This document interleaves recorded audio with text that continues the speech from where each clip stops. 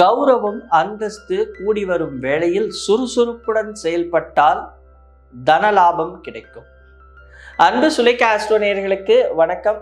விருச்சிக ராசி நேயர்களே, மே மாதம் என்று நாம் சொல்லும் பொழுது உங்களுடைய ஞானம், அறிவு, புத்தி, உங்களுடைய கௌரவம், அந்தஸ்து, அதே நேரத்தில் புகழ் ஓங்கக்கூடிய ஒரு பொன்னான மாதம்.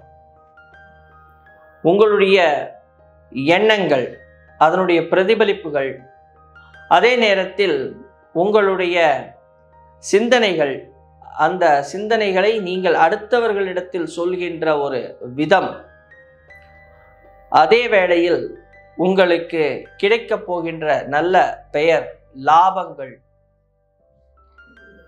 உங்களுடைய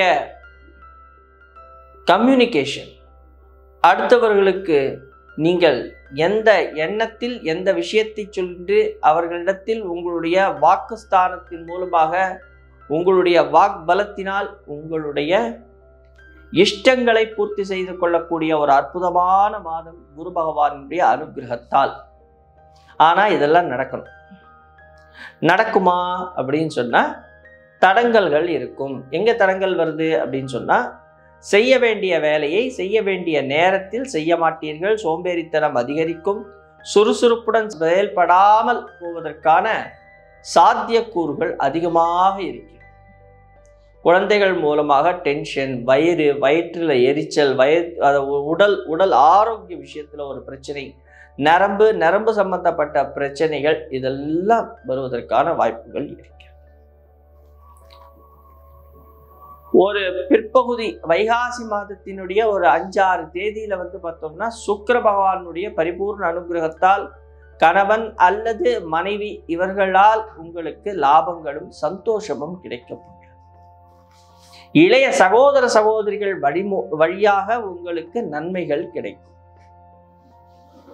திருமண ஏற்பாடுகள் தட்டி போகும், கவலைப்பட வேண்டாம், நடக்கும். தூக்கம் கெடும். அவ்வளவு சீக்கிரம் தூக்கம் வருவதற்கான வாய்ப்புகள் இல்லை. அலைச்சல்கள் இருக்கும். அலைச்சல்கள் மூலம் ஆதாயம் கிடைக்கும். சில நேரத்தில் எதிரிகளை கண்டால் பயப்படுவீர்கள், எதிராளிகளை கண்டால் பயப்படுவீர்கள். எதிரிகளை ஃபேஸ் எப்படி பண்றதுன்னு சொல்லி ரொம்ப யோசிச்சுக்கிட்டே இருப்பீங்க. ஆனா உங்களுடைய புத்தி கூர்மை, உங்களுடைய இன்ட்யூஷன் மூலமாக பின்னாடி வர விஷயத்தையே முன்னாடியே நீங்கள் தெரிஞ்சுக்கிறதுனால ஒரு மாற்றங்கள் உங்களுக்குள் நிகழ்கிறது. அந்த மாற்றங்கள் தான் உங்களுடைய வாழ்க்கையை வெற்றி பாதையாக மாற்றும். இந்த மாதத்தில் 4ஆம் இடத்தில் அர்த்தாஷ்டம சனியாக இருந்தாலும், அர்த்தாஷ்டம சனி வீட்டில் உட்காந்துட்டு இருக்க கூடாது. அம்மாவுக்கு நமஸ்காரம் பண்ணுங்க. அம்மாவுக்கு நமஸ்காரம் பண்ணிட்டு உங்க வேலையை ஸ்டார்ட் பண்ணுங்க. வெற்றி கண்டிப்பாக இருக்கிறது. புத்தி, உங்களுடைய அறிவு மேன்மை அடையக்கூடிய இந்த பொன்னான நேரத்துல வெற்றியை குவிப்பதற்கான வழியை தேடுங்கள். தனலாபத்தை குவிப்பதற்கான வழியை தேடுங்கள். உங்கள் இஷ்டங்கள் நிறைவேறக்கூடிய இந்த பொன்னான நேரத்துல நாம நேரத்தை வீணாக்க கூடாது. அர்த்தாஷ்டம சனி நடக்கிறது, அஷ்டம சனி நடக்கிறது, 7.5 சனி நடக்கிறதுன்னு சொல்லிட்டு நாம காலங்களை தள்ளி போடக்கூடாது. உங்களுடைய சுய ஜாதகத்தை பாருங்கள். எப்பொழுதுமே நாம் நேரடியாக இந்த ராசி பலன் நிகழ்ச்சி என்று சொல்வது இந்த கோச்சார பலன்கள் மட்டும்தான். இந்த கோச்சார பலன்கள் அப்படின்னு நம்ம சொல்லும் பொழுது ஒரு 10% 15% வேலை செய்யுமே தவிர்த்து, சுய ஜாதகம் தான் 80% 85% வேலை செய்யும். அப்போ அந்த சுய ஜாதகத்தை நாம பிடிச்சுக்கணும். நமக்கு ஒரு கிரகங்கள், எந்த கிரகங்கள் வேண்டுமானாலும் நம்மளுக்கு, சனி பகவான் இப்பொழுது அர்த்தாஷ்டம சனி என்று நாம் சொல்லி தள்ளிவிட்டாலும், அந்த சனி பகவான் ஒரு யோகத்தை தந்தால் நீங்கள் என்ன செய்ய முடியும்? உங்களுக்கே தெரியாது.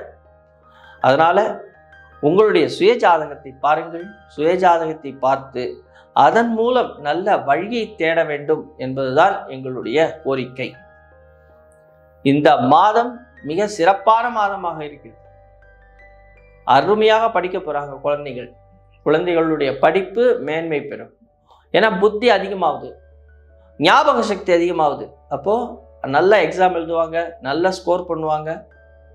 சில சோம்பேறித்தனம்ங்கிற ஒரே ஒரு பிரச்சனை மட்டும்தான். அதாவது சோம்பேறித்தனம் சொல்லக்கூடாது, மன்னிச்சுக்கோங்க, தள்ளி போடுகின்ற குணம். அப்புறமா படிச்சுக்கலாம், அப்புறமா எழுதிக்கலாம், அப்புறமா ப்ராஜெக்ட் பண்ணிக்கலாம், அது மாதிரி ஒரு விஷயம்.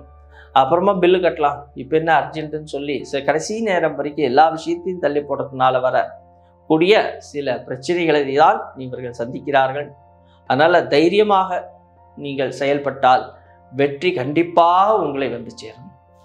நன்றி, வணக்கம்.